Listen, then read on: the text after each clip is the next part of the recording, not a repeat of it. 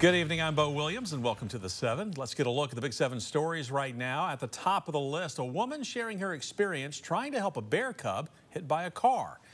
A larger problem she blames for what happened. Now, we told you yesterday about Turnip, one of 2 bear cubs hit, but the only survivor, and now getting care from Appalachian Bear Rescue. Today, we met Ingrid Erickson, the Wares Valley woman who spotted the bears and drove Turnip to ABR for help. Erickson says the bears were eating trash by the roadside. Trash, she says, likely had been pulled out of unsecured bins and rental cabins, and ultimately that's why the cubs were hit. Appalachian Bear Rescue Executive Director Dana Dodd agrees, but says Erickson took quite a risk. It was a unique circumstance, and it is really dangerous. Even the smallest cub can do a lot of damage. So it's never advised to pick up any bear and put it in your vehicle or approach those bears at all. We do understand what happened, and we're just glad that everything worked out fine and nobody was hurt. Don't leave trash where the animals are going to get it. And if you know that they've ripped something up, go clean it up and take precautions so that they don't look at your house as McDonald's. You know, both Dodd and Erickson say that they want this to be a lesson for residents and visitors as well, to pick up their trash, get bear-resistant containers, and advocate for laws that prevent feeding wildlife. Our next big story for you tonight, a rescue from above. I want to show you some pictures. Tennessee National Guard sharing some of these photos of a Knoxville-based flight medical crew hoisting a hiker to safety from a remote spot in the Great Smoky Mountains National Park. Now, the rescue happening yesterday afternoon about 1.5 miles west of Clingman's Dome. National Guard members and the Tennessee Emergency Management Agency got the call that a hiker was suffering a severe illness. Now, the flight team linked up with rangers who were giving first aid to that hiker, lowering flight paramedics, then lifting them all up and flying back to UT Medical Center. We don't know the hiker's condition or exactly what caused them to fall ill in the park. Our next big story, a big detour. I mean, we meant big, and here's why. Get a look at new video from a 6 on Your Side viewer showing the section of Cherahalla Skyway that was, well, washed out near Old Furnace Road. The video gives us a better idea of just how deep and how broad the gap spans there in the roadway, leaving the support beams beneath the guardrail dangling in midair. And, well, you can also see chunks of tree left by the floodwaters. Yesterday, we told you how TDOT is calling this a long-term closure. Well, today the department got back to us saying it will be weeks before the road is fixed. Now, TDOT is also saying it is still working on an emergency contract for those repairs.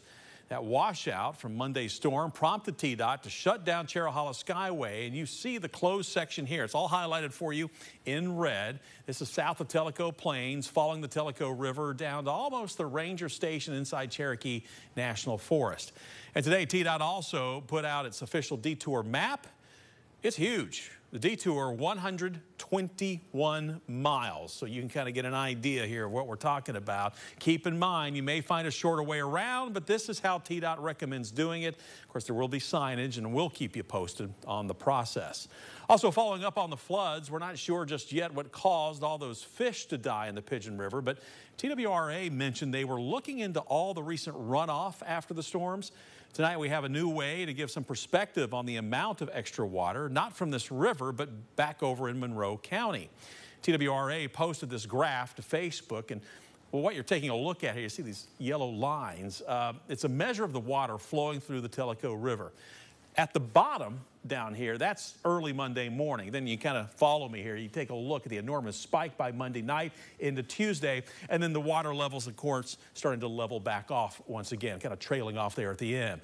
That rapid rise is what led to scenes like what you're looking at here, posted by Monroe County Mayor Mitch Ingram in Tellico Plains. Remember, the Tellico River and several large streams, including the Hunt Branch, run through town or at the edge of town. TWRA explaining that with all the flooding, the Tellico Fish Hatchery is now closed to the public until further notice. And we're alerting that Tellico area schools in Monroe County will be closed again tomorrow as the town and neighbors are still dealing with the impacts. Tellico schools were closed, of course, this morning as well.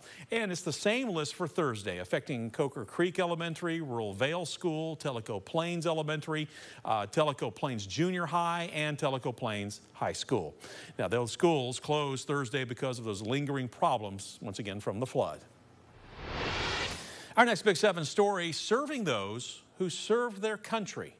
Veterans in need, getting a new place to call home and, well, get their lives on track.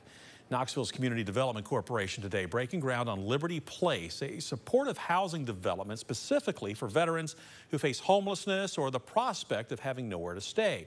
It's going to have 32 one-bedroom units and offer supportive services for the veterans who live there, with case managers provided by the Department of Veterans Affairs on site. Also, there's a few other features of this building: additional accessibility, there's solar, obviously, that's going to help with utility costs. So there's some differentiating factors that we're really excited about. You know, it's up to the VA to refer veterans to KCDC for spots at Liberty Place. KCDC then adds them to a waiting list until space opens back up. And KCDC today acknowledges that 32 units doesn't meet the huge need for this sort of housing, calling it instead a good first step. We're told that Knox County provided the land for the Division Street location, while the city chipped in $500,000 from its Affordable Rental Development Fund.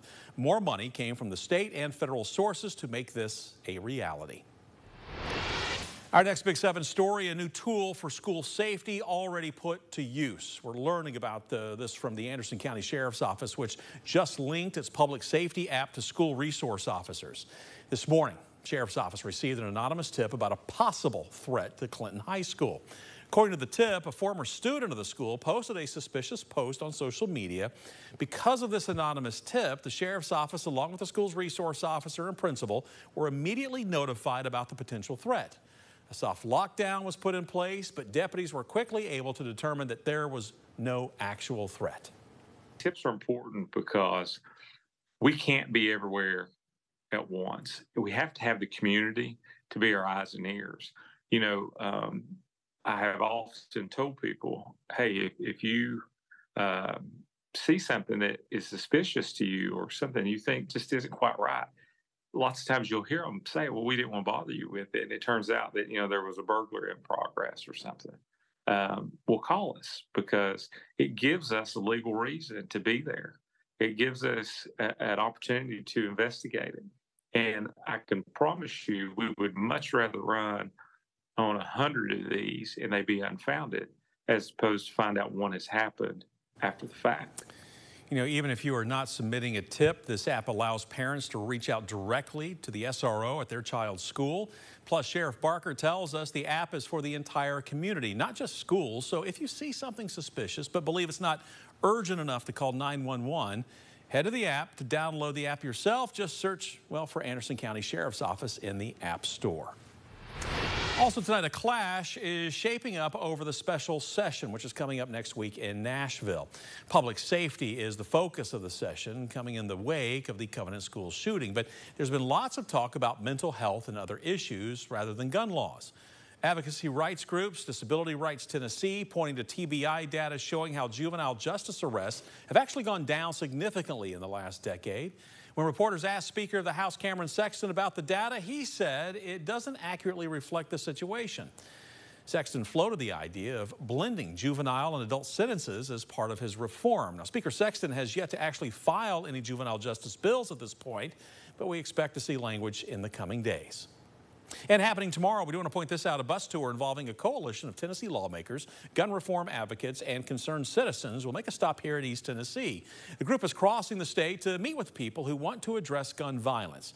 Tomorrow, the bus will be in Maryville at 12:30 at Southland Books and Cafe. That's on East Broadway Avenue.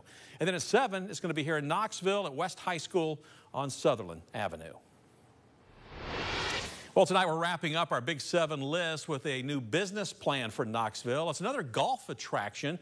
Shot Club Social, a core golf is behind the proposal, planning locations in Buffalo, New York, and in North Knoxville. Now, the company already has a placeholder website that's already up. The entertainment complex will feature an interactive driving range, arcade, bowling lanes, and virtual reality attractions. There is no current construction timeline, but a clear view is expected in around 2 months' time. But the Buffalo and Knoxville projects will undergo construction at the same time, so it's going to be here.